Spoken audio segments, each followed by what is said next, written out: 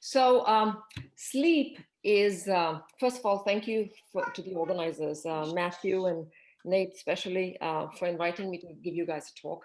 So I'm going to talk about sleep and circadian rhythms and specifically the Major League Baseball player. And, sleep is integral to athletic performance. And you spend a third of your life sleeping.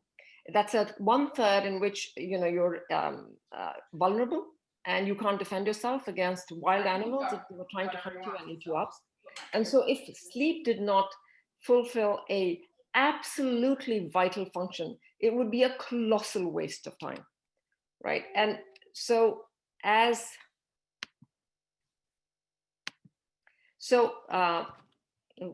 okay. So as insiders, you know that sleep loss is widespread and circadian disruption is very common in the MLB player. And I, as a consultant with my experience, I can tell you that a lot of individual players as well as other team members will have issues with sleep.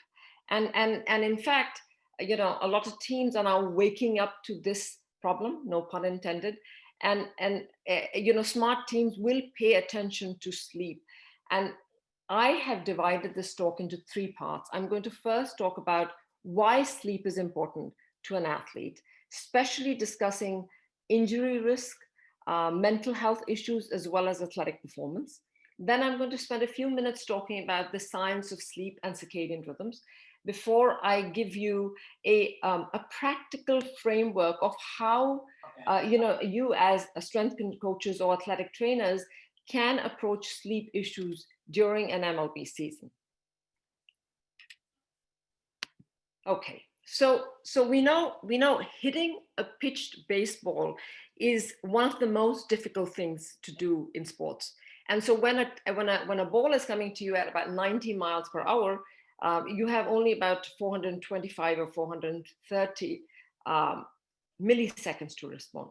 And we know that a single night of sleep deprivation, so instead of getting 8 hours, if you get 6 hours in bed, your reaction time triples. And so you can imagine how that would affect performance the next day. But an MLB season is really long, and those sleep deficits tend to accumulate over the season. So this is a really classical study looking at what sleep deprivation does to your reaction time as well as your accuracy. And so these are people, as you can see, somebody who's getting 9 hours in bed for a period of 7 days versus 5 versus 3 versus 3 hours in bed. And then you can see your mean speed is reduced if you're 3 versus 5 versus 7 versus 9. But as time goes by and you continue to get less sleep, it continues to get worse. Now, in the end, in this experiment, everybody gets 3 nights of recovery sleep, which is 9 hours in bed. And there is some recovery in performance, but never as good as somebody who's getting 9 hours of sleep regularly. Similarly, the number of lapses, the number of times you miss cues in environment, it keeps reducing. So it keeps increasing, sorry. So this is 3 hours versus 5 versus 7 versus 9. And then in the end, when you get recovery sleep, there's recovery, but it's not completely recoverable. Still not good as somebody who's getting 9 hours of sleep on a regular basis. Now, the thing I want you to pay attention to is that in this study, when they asked people how they felt, so when they were asking them about their self-evaluation of how sleepy they were, it did not parallel this. So basically, the longer you're sleep deprived, although those deficits accumulate, you no longer are aware of how sleepy you are. And that is problematic, because if you're not even aware of how sleepy you're going to be, why would you take steps to fix that? And the other thing is, of course, is executive functioning, right? Like Nick was speaking, they have multiple things coming to them, and the ability to pay attention to something and at the same time block, either external or internal distractions, the ability to make good decisions, to have flexibility of thinking, the ability to learn. So whatever you learn during the day, it's consolidated while you're sleeping. And in fact, one of the things that happens is that whatever you learn during the day, you put that you put that together with previously stored information and you come up with novel solutions. And so here's a study that looked at judgment. So when you're sleep deprived, the prefrontal cortex, or that part of the brain that's responsible for good judgment, for multitasking, for moment-to-moment decisions, is preferentially impaired, while at the same time, there's one part of the brain that actually lights up when you're sleep deprived, and that's your emotional brain. So when you're sleep deprived, you're making decisions in which your emotional brain is overactive. You're more likely to make mistakes, you know, you know, you're less likely to be aware that you're making mistakes. And when people are sleep deprived, one of the things that most athletes, you know, especially MLB players, will do is drink a lot of caffeine. And what we know is that caffeine may improve your reaction time, but it does not improve your judgment. And so, you know, you're going to make decisions. They're going to be bad decisions. You're just going to make them faster.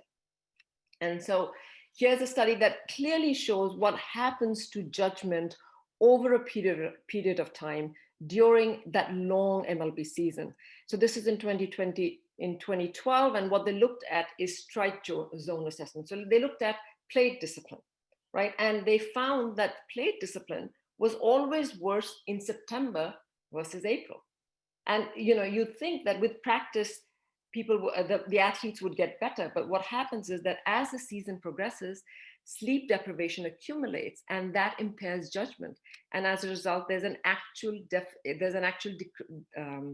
detrimental effect on performance. And so sleep intervention done in a timely manner would prevent this from progressing.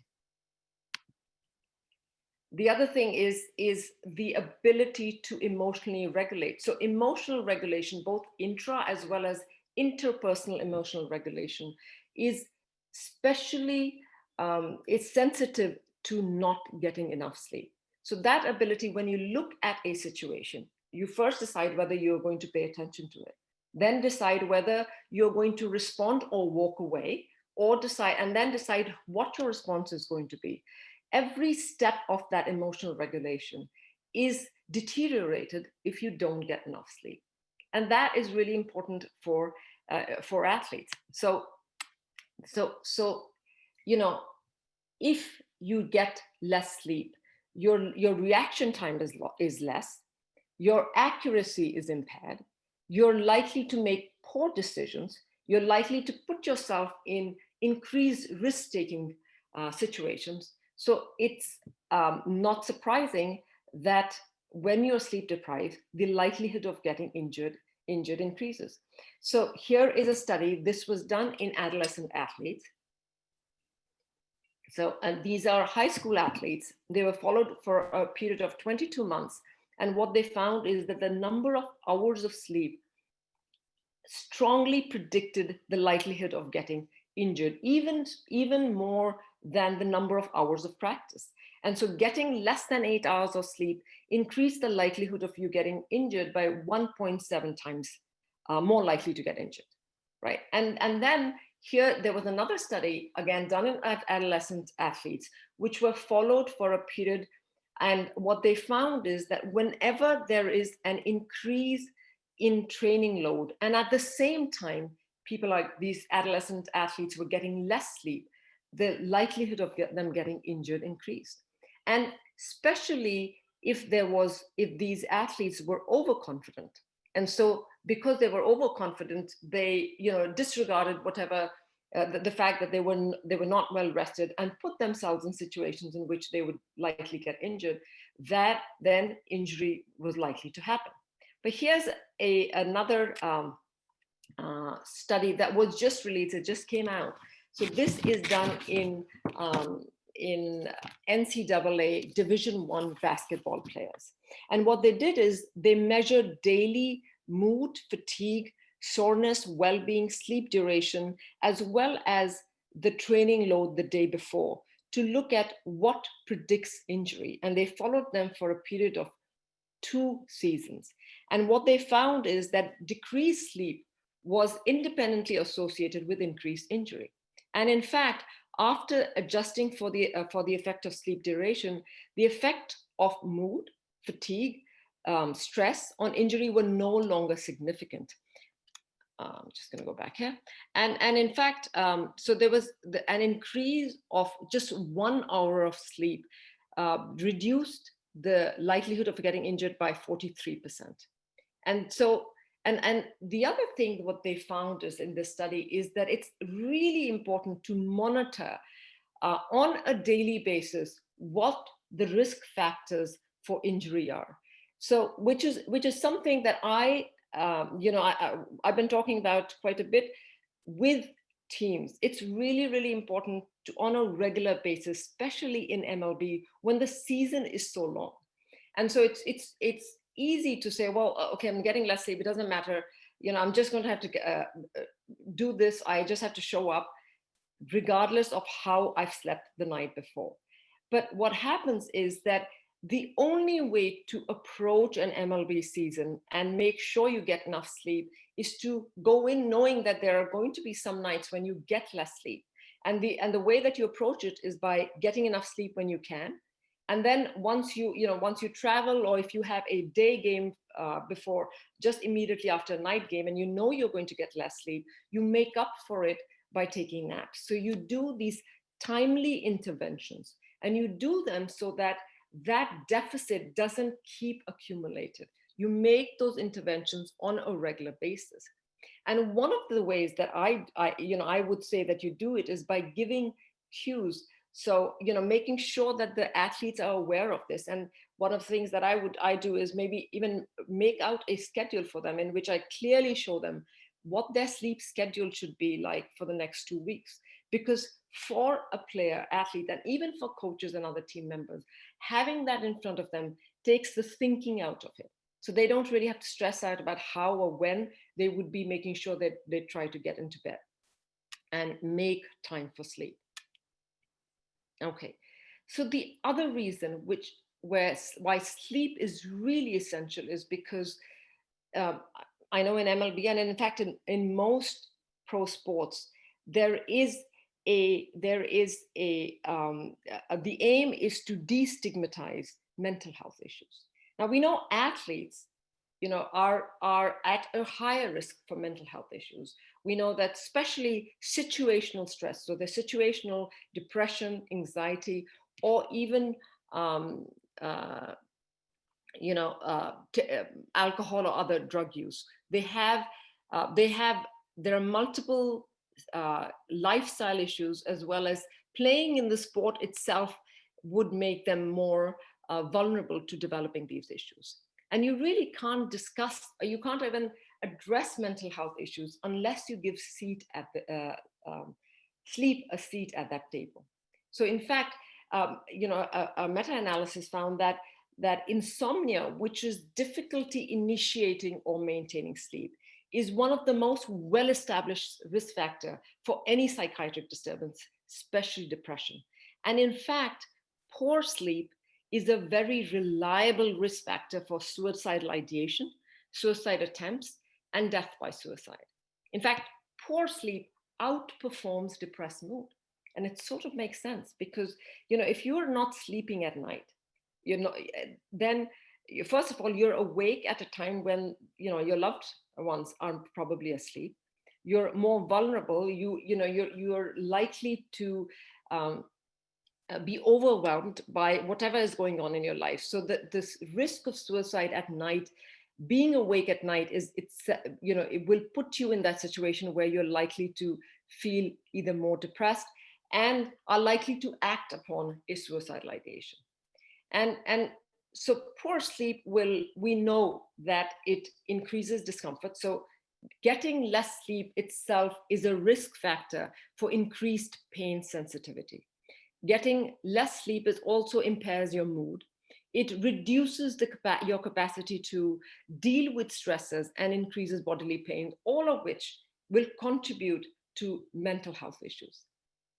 And so here's a study that recently came out. It came out in 2019. And what they clearly showed that when you're sleep deprived or when you sleep poorly, you are ill-equipped to face the stresses of the next day, which results in increased anxiety. And if you're anxious, that results in poor sleep. So this becomes a vicious cycle. And you can clearly see how this would apply to athletes. I mean, there are multiple reasons why they'd be stressed out. You know, there's the expectations that they have on themselves, maybe their fans have, their coaches may have, their family members, their agent might have on them, all of which, you know, they may be anxious about an important upcoming game. Sometimes there's, you know, athletes all that caffeine that they drink to be alert and be awake, to be at their top performance during the game. One of the side effects of caffeine is anxiety. You know, similarly, if there are athletes who are on medications for ADHD, those amphetamines, although they help in focus and although they help you at that moment to be alert, they also make you more anxious. And so, you know, an over-anxious athlete will then sleep poorly. And because they've slept poorly, they're going to be less able to, you know, to face the stresses of the next day and become more over-anxious. And so this is a vicious cycle. And intervening with sleep solutions becomes key in this situation. The other reason, of course, is you know, sleep. This is a study done with Dr. Chris Winters and Ben Potenziano. I think he's in the audience today. And what they looked at is excessive daytime sleepiness. And they found that that excessive daytime sleepiness in an MLB player predicted that excessively sleepy player was less likely to stay active in MLB 3 years down the line.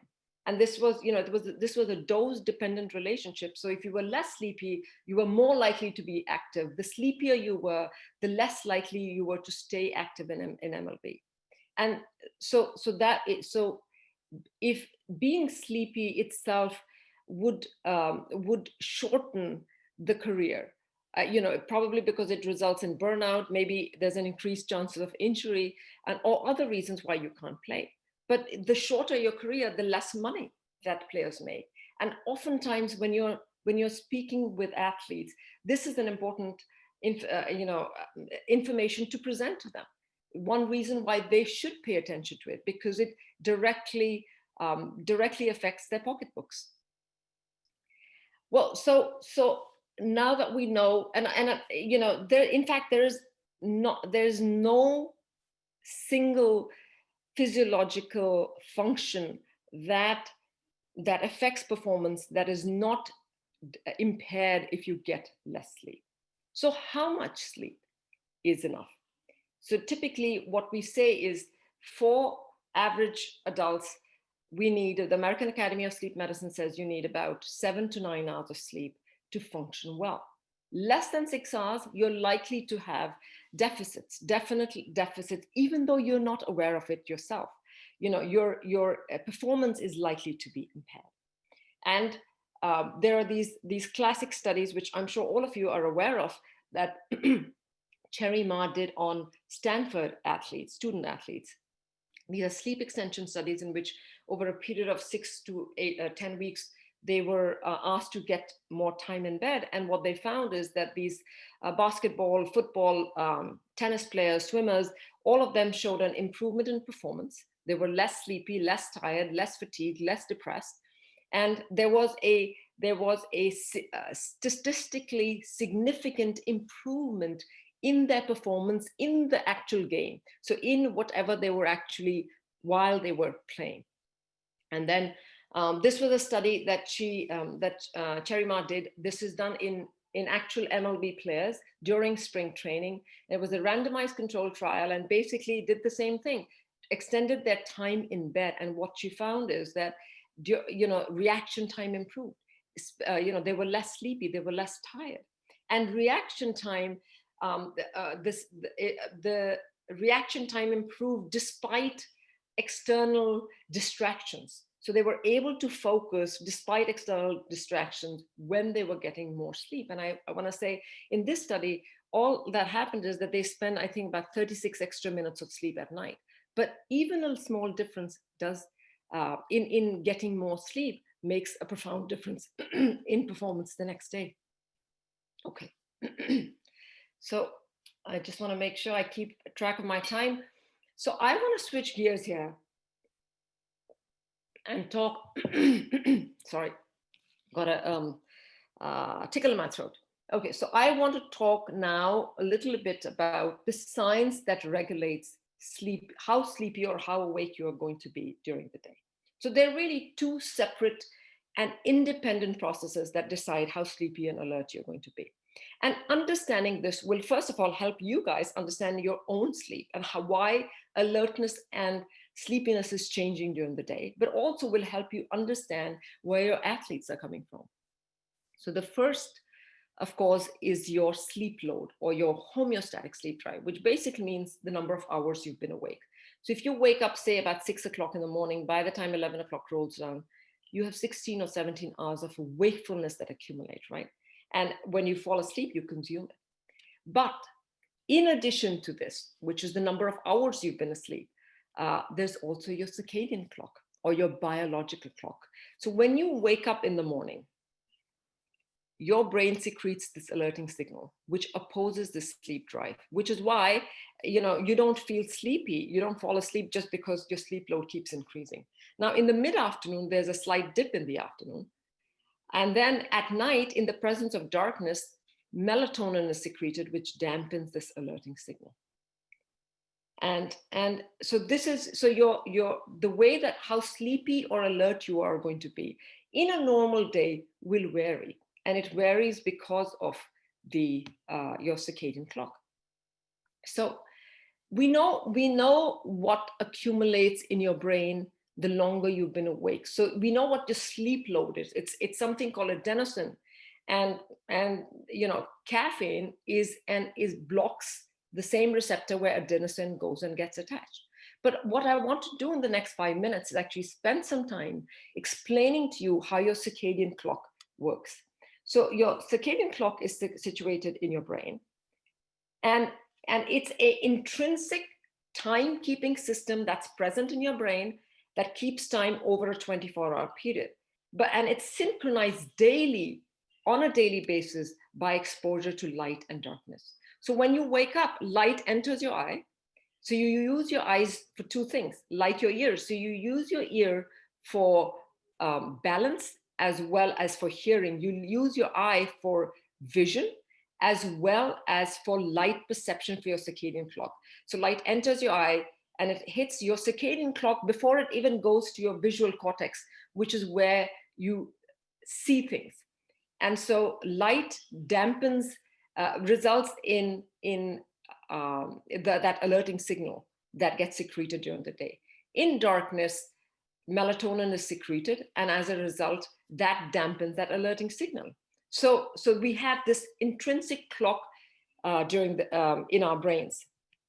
Now, even though that we have one clock in our brain, in fact, every cell in your body and every physiological function you have has a circadian rhythm that peaks and ebbs. And this is a complicated slide. The only thing for athletes that's really important is that things like your best coordination, your fastest reaction time, your greatest cardiovascular efficiency and muscle strength, they all peak in the evening. They tend to peak. For somebody going to bed at 11 and waking up at 7, that's between 4 and 7 in the evening. That's where peak performance happens, the same time where your body temperature tends to peak. And the reason why this is really, really important is because, so your master clock is like a master conductor, while every cell has a clock in it. And in fact, your muscle has a local clock. So your muscle cell is under local as well as that master clock, which regulates it. And so one of the things your muscle clock does is that while you're resting, it takes in glucose, stores it as energy, so that when you're awake and you're active, your muscle can use that energy for activity. Muscle clocks are also responsible anytime you have a muscle injury for recruiting cells, so that stem cells that can come to that part of the injury and help it to recover.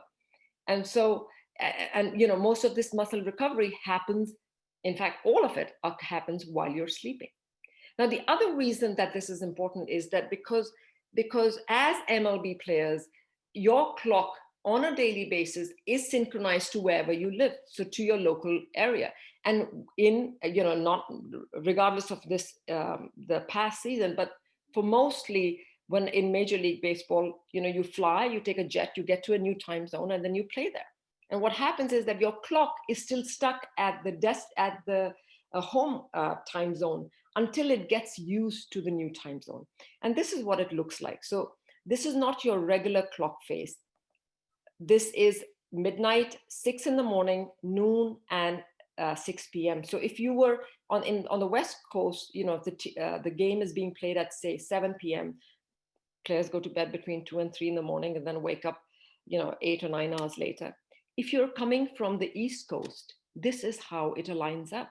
So now when you start the game at 7 in the evening, if you're coming from the East Coast, it's 10 p.m. for you. When you try to go to bed at 2 in the morning, it's 5 a.m.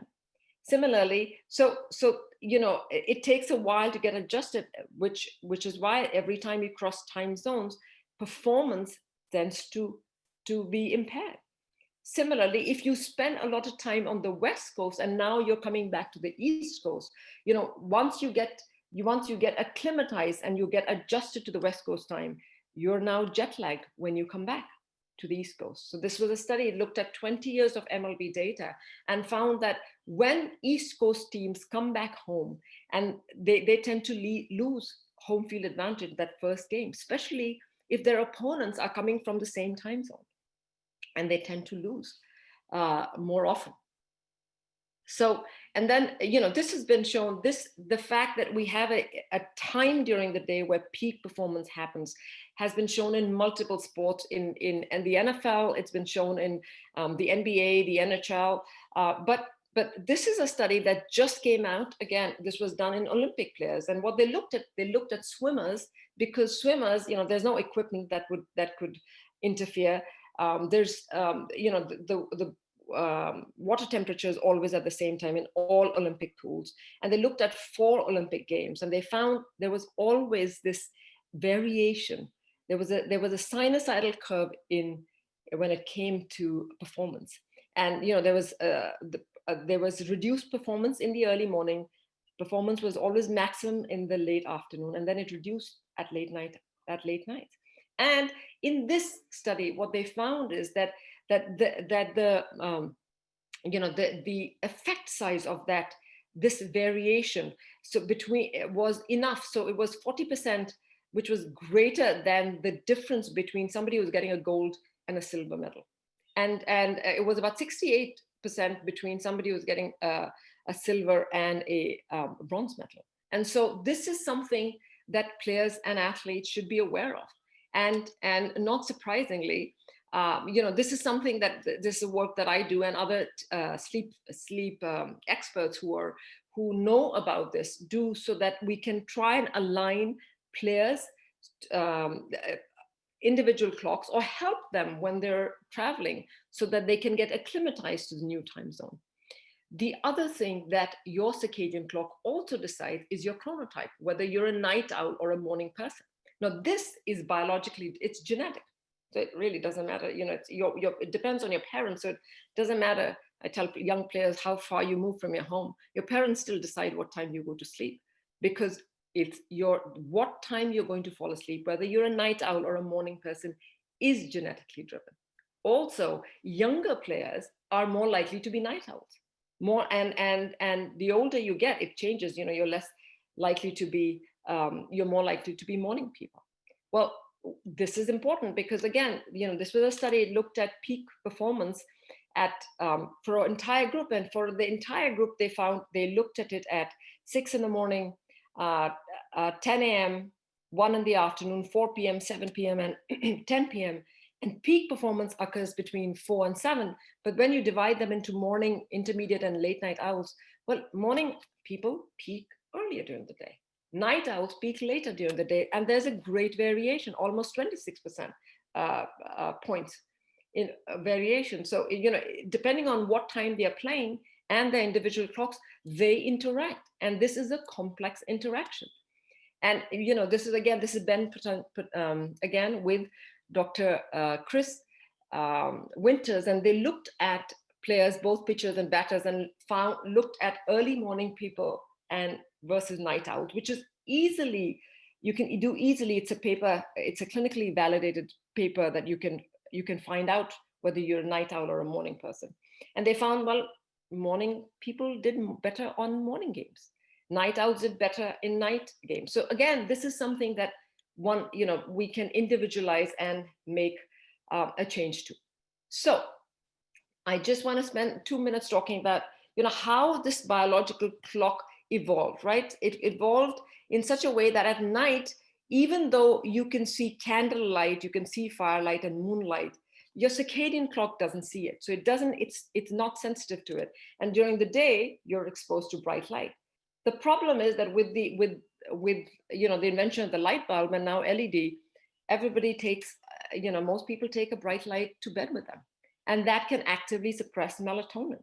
And then during the day, you may not be out in sunlight enough to synchronize or to have a healthy circadian rhythm. The other thing is that there's also a lot of variability in how sensitive you might be to light. So on an average, for most people, 30 lux, which is the amount of light that comes out of your cell phone, is enough to suppress your melatonin by 50%. But then, when you look at a large number of people, there's some who are highly sensitive, and they can, even a dim light can suppress their melatonin. And others in which, they sit a bright light of maybe 100 or 10,000 lux will not affect it. And so these are, again, complex things that have to be taken into consideration. So, and this is beyond, I just want to mention this because, we were talking about sleep loss, we're talking about circadian rhythms, but individual sleep issues with sleep disorders, insomnia, obstructive sleep apnea, this is really common. It's very common in MLB. And hopefully, maybe I'll come back next year to talk about this, because this is an entire topic by itself. The thing to remember is that that oftentimes they get ignored. Now, I just recently wrote a chapter. It's coming out in a sports cardiology textbook, and there's a new actually the first sleep and sports textbook that's going to be published in the middle of next year. And I'm writing a chapter on sleep disorders as well as sleep screening. And I want to spend a few minutes just giving you that practical framework. So, as strength and conditioning coaches, as athletic trainers, or even team physicians, you're not trained to treat sleep issues. However, if there can be tools that you can use that can help you identify who should be referred to a sleep specialist, maybe that'll help us in identifying these players.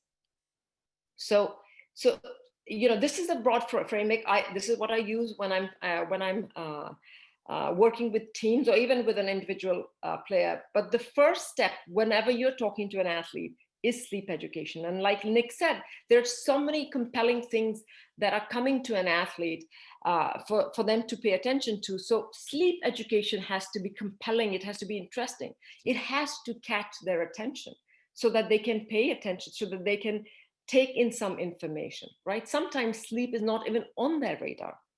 The second, of course, is sleep screening. And now we have, clinically validated screening tools which are meant for athletes. They've been validated in different athletic populations, including Olympic athletes, which help identify, broadly athletes who have no sleep problem, those with mild sleep problems and moderate to severe sleep problems. Now, for both mild and for no sleep problems, all you have to do is re-educate, and you have to do that on a regular basis all through the season. If they have mild sleep problems, you want to go in and you want to identify what those sleep problems are, so that you can then manage those sleep problems. And then for that small percentage who actually have a sleep disorder, well, they need to see a sleep specialist, and they may need a sleep study. And again, there are multiple things here, once the season begins, what's the best time to do this? Maybe it's preseason, because maybe it's postseason. Maybe, you know, that's the time, because sometimes you know very well that the season becomes really, really busy. Now, you know, what's the role of a Fitbit or a Whoop or any of the devices that measure sleep? Well, they're only as good as tools, right? It's like a weight machine. The invention of the weight machine did not cure obesity, but you could use it as a tool, especially now when we know that on a daily basis, assessing this risk for injuries becomes important. So really, you know, to summarize, my focus always is, when it comes to sleep, you want to educate, you want to be able to apply and really transform how they approach sleep. Sleep is something that it's very personal. They do in their own bedrooms. So you have to talk to them, have clear, candid conversations, so that they do choose to make time for them. They choose to put the phone away when they're in bed. And so, you know, sleeping, being an elite athlete is a 24-hour commitment. It's paying attention to those cues, making sure you get time in bed is really important. And the other thing is that in a world where we are looking to best our individual and team performance, circadian advantage, this is something that really is unexplored. It is a very manageable, there are simple scientific techniques, non-gimmicky ways that we can address it, and we really should. So with that, I'm going to end. Hopefully we have time for questions. I do want to acknowledge, this is the first MLB team that I worked with. This is Dr. Workings, who was the team, Dr. Kevin Rand, athletic trainer, and Chris Walters. He was the strength and conditioning coach that I worked with. And my 16-year-old who helped me make my slides. So with that, I am going to make this open for discussions. Okay. Very good, Dr. Singh. We have a question in the hopper here.